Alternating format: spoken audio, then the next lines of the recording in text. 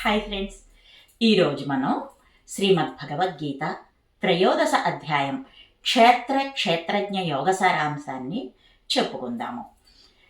కేశవుని అర్జునుడిట్లు అడుగుచున్నాడు. ప్రకృతి, పురుషులు, క్షేత్రము, క్షేత్రజ్ఞులు, జ్ఞాన జ్ఞేయములు వీటి గురించి తెలుసుకొని కోరుచున్నాను. అప్పుడు శ్రీకృష్ణుడు, ఓ కుంతీపుత్ర, క్షేత్రమందు బీజముల వలె ఈ శరీరమందు కర్మలు ఫలించుట వలన దేహమే క్షేత్రమని చెప్పబడుచున్నది. ఇది తెలుసుకున్నవాడు క్షేత్రజ్ఞుడు. సర్వక్షేత్రములందు వెలయు క్షేత్రజ్ఞుడను నేనే. ఇది మోక్షదాయకమగు జ్ఞానము. దీనిని గురించి విపులముగా చెప్పెదను, వినుము. ఈ మహాత్మ్యము గురించి వశిష్ఠాది మహర్షులు యోగశాస్త్రములందు చెప్పియున్నారు. అనేక రుగాది మంత్రములయందు, బ్రహ్మబోధక వాక్యములందు ఈ విషయము చెప్పబడెను.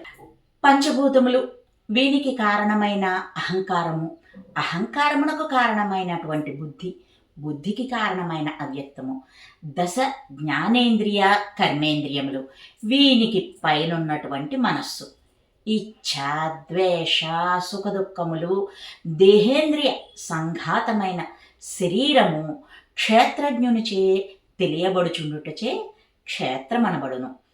తన్ను తాను పోడుకొనకుండుట, ఆడంబరము లేకుండుట, ప్రాణులను పీడింపకుండుట, సహనము సరళత్వము కలిగి గురు శుశ్రూష చేయుట, బాహ్య అంతరశుద్ధి కలిగి ఉండుట, మోక్షమార్గమందు ఏకనిష్ట కలిగి ఉండుట, ఇంద్రియ భోగములందు కోరిక లేకుండుట, పుత్ర దార గృహాదులందు ప్రీతి లేక సుఖదుఖములపై సమభావము కలిగి వాసుదేవునిపై అచంచలమైన భక్తితో పవిత్ర స్థానమందుండుట, దుర్జన సాంగత్యము వీడి వివేక జ్ఞానము కలిగి ఉండుట, మోక్షమును గూర్చి ఆలోచనను కలిగి ఉండుట, ఇట్టి క్రియలే జ్ఞాన సాధనములు.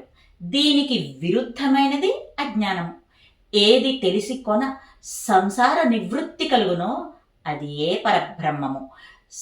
మరి ఆ పరబ్రహ్మము సర్వత్ర పాణి, పాద, శిరో, ముఖ, శ్రోత్రములు కలదయే సమస్త ప్రాణులందు అవయవ రూపమున ఆవరించి ఉండును. ఈ పరబ్రహ్మము జ్ఞానులకు సన్నిహితమై సర్వవ్యాపకమై త్రికాలములందు పుట్టించి పోషించి హరించునది.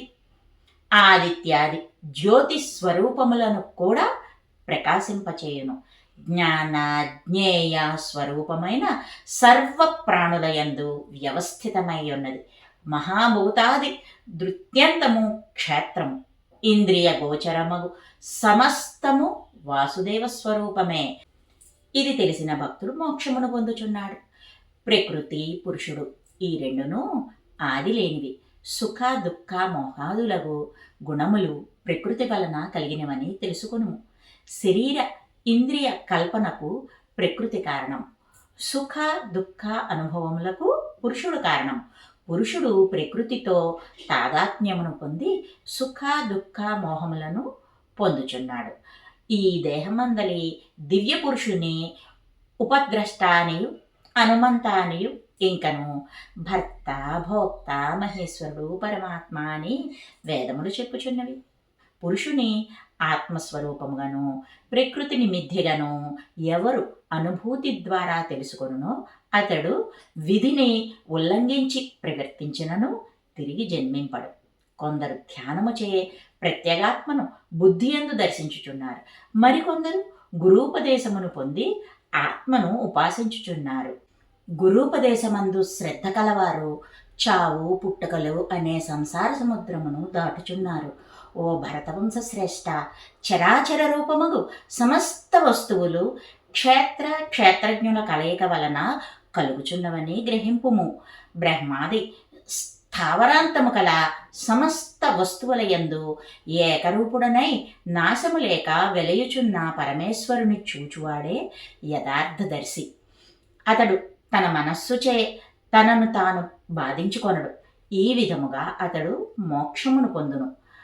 ప్రకృతియే సర్వకర్మలు చేయుచున్నదని తాను అకర్త అని గ్రహించినవాడు సమ్యక్దర్శి. విస్తార భూతకల్పన అంతయు ఆత్మ నుండియే అని గ్రహించిన అతడు బ్రహ్మస్వరూపుడవును. కౌంతేయ, ఈ పరమాత్మ ఆదిరహితుడు గుణరహితుడు అగుటచే అవ్యయుడు. ఇతడు శరీరమందున్నను కర్మలచే బద్ధుడు కాడు. సర్వత్రా వ్యాపించి ఉండు ఆకాశము సూక్ష్మమైనది అగుటచే దేనితోనూ కలియదు. అట్లే ఆత్మ శరీరము లోపల వెలుపల వ్యాపించి ఉన్నను కర్మలచే అంటబడదు. భారత, ఒకే సూర్యుడు ఈ నిఖిల లోకములను ప్రకాశింపచేయుచున్నట్లు పరమాత్మ ఒక్కడే మహాభూతములు మొదలు ధృతి వరకు చెప్పబడిన క్షేత్రమును ప్రకాశింపచేయుచుండును. ఈ విధముగా క్షేత్రజ్ఞుల యొక్క భేదమును సర్వభూతముల అవిద్య రూపమును తెలుసుకుని వారు పరబ్రహ్మమును పొందుదురు. ఇదియే శ్రీమద్భగవద్గీత 13వ అధ్యాయ క్షేత్రజ్ఞ విభాగ యోగ సారాంశము.